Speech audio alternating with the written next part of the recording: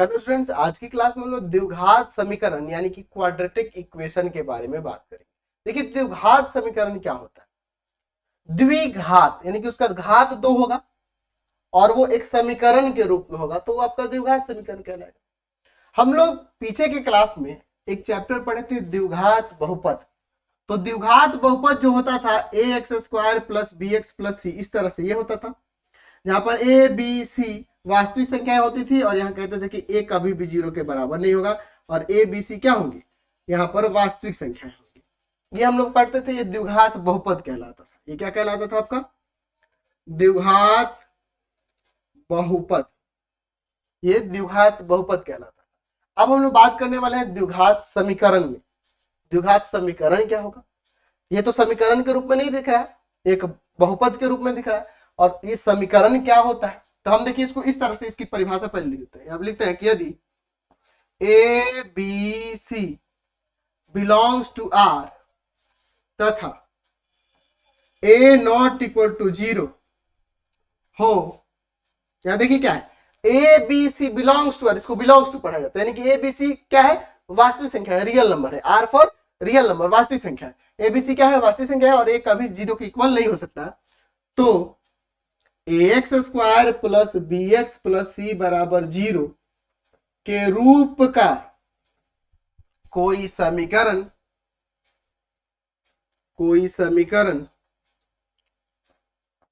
द्विघात समीकरण कहलाता है।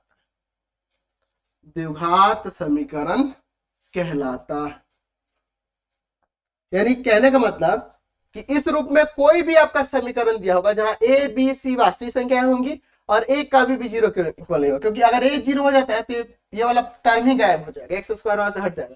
तो जब एक्स स्क्वायर ये हट जाएगा तो ये आपका एक रैखिक समीकरण ना हो जाएगा, एक रैखिक समीकरण एक घात वाला हो जाएगा। तो द्विघात समीकरण होने के लिए ध्यान रखना होगा कि यहाँ ए बी सी क्या होंगे? वास्तविक संख्या होंगी और ए कभी भी 0 के बराबर नहीं होगा। तो हम लोग क्या देख रहे हैं इसमें, बस दोनों में क्या फर्क है देखिए, तो बस इक्वल में इसमें 0 नहीं है, यानी कहने का मतलब द्विघात बहुपद में बराबर में अगर 0 दे देते तो द्विघात समीकरण बन जाता, परिभाषा वही रह जाती, बस बराबर में 0, यानी इसे एक समीकरण के रूप में लिख दिए। द्विघात बहुपद को हमने क्या किया, एक समीकरण के रूप में ट्रांसफॉर्म कर दिया, तो आपका द्विघात समीकरण वह कहलाने लगा। वो क्या कहलाने लगा? द्विघात समीकरण कहलाने लगा। समझ में आया ये क्या होता है? अब देखिए इसके कुछ एग्जाम्पल से हम लोग समझते हैं, ठीक है। चलिए इसकी पहचान करना हम लोग देखते हैं। एग्जाम्पल के लिए जैसे देखिए, मैं मान लो यहाँ पे लिख देता हूँ x square plus 5x plus का 3 इक्वल टू 0। तो ये आपके द्विघात समीकरण हो गए। द्विघात समीकरण इसलिए है क्योंकि देखो एक्स स्क्वायर का गुणांक यहाँ 1 है, यहाँ 5 है, यहाँ 3 है। 1 5 3 देखो तीनों वास्तविक संख्या है और यहाँ इस रूप में ये दिख रहा है ना, इसलिए द्विघात समीकरण है। अच्छा यहाँ पे देखते हैं दूसरा हम लोग एग्जाम्पल लेते हैं। मान लीजिए कहते तो x plus 1/x equal to 3, क्या है? एक द्विघात समीकरण है। तो हम लोग इसकी जांच करेंगे भाई, इसका हम लोग चेक करेंगे कि द्विघात समीकरण ये हो रहा है कि नहीं हो रहा। तो कैसे इसकी जांच हो जाएगी? तो इसको एलसीएम ले लो, एक्स स्क्वायर, मतलब उसको सिंप्लीफाई करके देख लेंगे, ये जाकर उधर गुना करेगा। X square plus 1 equal to 3 x, ये इधर लेके आएंगे, एक्स स्क्वायर माइनस का 3x हो जाएगा इधर आके और प्लस 1 इक्वल टू 0। तब ये देखो तो ये द्विघात समीकरण के रूप में आ गया कि नहीं? तो हमें देखना होगा कि इस रूप का कोई भी व्यंजक जो दिया गया, इस रूप का कोई भी समीकरण दिया गया होगा तो आपका द्विघात समीकरण कहलाएगा। जैसे अगर मैं लिखता हूँ 2x स्क्वायर माइनस का 5 इक्वल टू 0, तो ये भी द्विघात समीकरण है, क्योंकि देखिए इस तरह भी लिख सकते हैं 2x square plus 0 into x कर दीजिए आप माइनस 5 इक्वल टू 0, ये भी इसी रूप में हो गया ना। ये बी और सी के लिए कोई कंडीशन नहीं है, बी सी 0 हो सकता है, बस ये ध्यान रखना है कि 0 नहीं हो। आप सिंपली अगर एक्स स्क्वायर इक्वल टू 0 लिख देते हैं तो ये भी आपका एक द्विघात समीकरण कहलाएगा, क्योंकि यहाँ एक्स स्क्वायर का गुणांक यहाँ पे 1 हमने दिया हुआ है, ठीक है ना जी। ए क्या होना चाहिए? 0 नहीं होना चाहिए, बाकी कोई भी रियल नंबर हो सकता है। तो इस रूप में, जैसे भी इस रूप में कोई भी आपके पास दिए गए हो व्यंजक एक समीकरण, तो उसको हम लोग द्विघात समीकरण कहेंगे। अगर मान लीजिए मैं यहाँ पे कहूँ रूट अंडर एक्स प्लस का 5x इक्वल टू 0, ये द्विघात समीकरण है, तो कहोगे कि सर नहीं, क्योंकि x का पावर 1/2 हो जाएगा और प्लस का 5x इक्वल टू 0, तो ये इस रूप में नहीं दिख रहा, तो ये आपका द्विघात समीकरण नहीं है।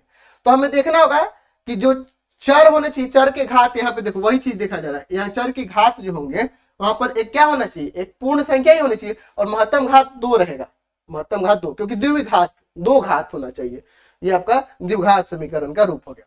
तो अगर यहाँ पे द्विघात समीकरण की बात करें, अगर द्विघात समीकरण ax² plus bx plus c बराबर 0 के रूप में हो और a कभी भी 0 के इक्वल ना हो, यहाँ a b c क्या होनी चाहिए, वास्तविक संख्या होनी चाहिए, ये आपको पता है। तो अगर इस रूप में लिखा हुआ है तो इसको हम लोग इसका क्या कहते हैं, इसका मानक रूप कहते हैं, मानक रूप कहा जाता है। द्विघात समीकरण का ये मानक रूप कहलाएगा। ये भी इसका मानक रूप है, यहाँ पे ये द्विघात समीकरण का मानक रूप है, ये भी आपका द्विघात समीकरण का मानक रूप है, यानी कि इसके घात के क्रम में यहाँ पर 2 1 ऐसे करके लिखा जाएगा ना, तो उसका मानक रूप कहलाता है। यही अगर मैं लिख देता हूं x 2x माइनस का 5x² प्लस 3 इक्वल टू 0, तो ये मानक रूप में नहीं है, इसको मानक रूप में बदलने के लिए माइनस का 5x² प्लस का 2x प्लस 3 इक्वल टू 0 ऐसे लिखना होगा, तो ये उसका मानक रूप कहलाएगा। तो द्विघात समीकरण का ये मानक रूप होता है, ये ध्यान में आप रखना, समझ गए। तो बहुत कुछ इसमें जानना बाकी है। आज की क्लास में बस हम लोग द्विघात समीकरण क्या होता है इसके बारे में समझेंगे। इसके बाद एक बहुत ही अच्छा कंसेप्ट आने वाला है। देखिए पहले एक्सरसाइज में ना आपको यही पहचानना है कि कौन द्विघात समीकरण है कौन नहीं है, सिंपल। तो आपको ऐसे देख कर नहीं समझना है, अगर इस तरह से दिया होगा तो पहले उसको सिंप्लीफाई कर लेंगे, या आप कभी कभी क्या कर देगा, ऐसे दे देगा x plus 2 x plus 5 equal to 0, तो ये द्विघात समीकरण। तो ऐसे देखोगे एक घात है, एक घात है, ऐसे नहीं, गुना कर लो, पहले इसको सिंप्लीफाई कर लो। तो सिंप्लीफाई करोगे तो x² प्लस का 7x प्लस का 10 हो जाएगा। तो देखो तो ये द्विघात समीकरण नहीं दिखने लगा, घात में 2 आ गया। तो पहले देख लेंगे कि जो आपके पास दिया गया हो समीकरण उसको सॉल्व करेंगे, सिंप्लीफाई करने में फाइनल रिजल्ट क्या आता है। अगर इस फॉर्म में होता है, इस रूप में होता है, तब वो द्विघात समीकरण होगा, अन्यथा वो द्विघात समीकरण नहीं होगा। तो इन सब बातों को ध्यान रखते हुए, सारी बातों को ध्यान में रखते हुए हम लोग चेक करेंगे। आप द्विघात समीकरण का पहचान करना आप अच्छी तरह से सीख लिए हैं, कोई दिक्कत नहीं होगी। एक्सरसाइज के क्वेश्चन बनाइए और कोई डाउट होता है तो सारे सॉल्यूशन अवेलेबल है। आप गूगल प्ले स्टोर पे जाइए और वहां से डाउनलोड कर लीजिए पढ़ाई.online रविकांत सर, ये हमारा एप्लीकेशन है, वहां से इसे डाउनलोड कीजिए और वहां से कोर्सेज बाई करिए, वहां से भी आप पढ़ सकते हैं। और फ्री में तो यूट्यूब पे बहुत सारे आपको मैंने वीडियो दे रखे हैं, वहां से भी कोई दिक्कत नहीं होने वाली है। मैंने एनसीईआरटी के RD शर्मा, भारती भवन, बहुत सारे बुक पढ़ा रखे हैं भाई, तो आपको कोई दिक्कत नहीं होने वाली है चैप्टर्स में। तो जल्दी से जाइए हमारे कोर्सेज को बाई करिए, वहां से भी आप लाइव क्लासेस ज्वाइन करिए और अपने सिलेबस को कंप्लीट करिए, अच्छे तरीके से कंसेप्चुअल तरीके से पढ़िए। फिलहाल आज की क्लास में इतना ही।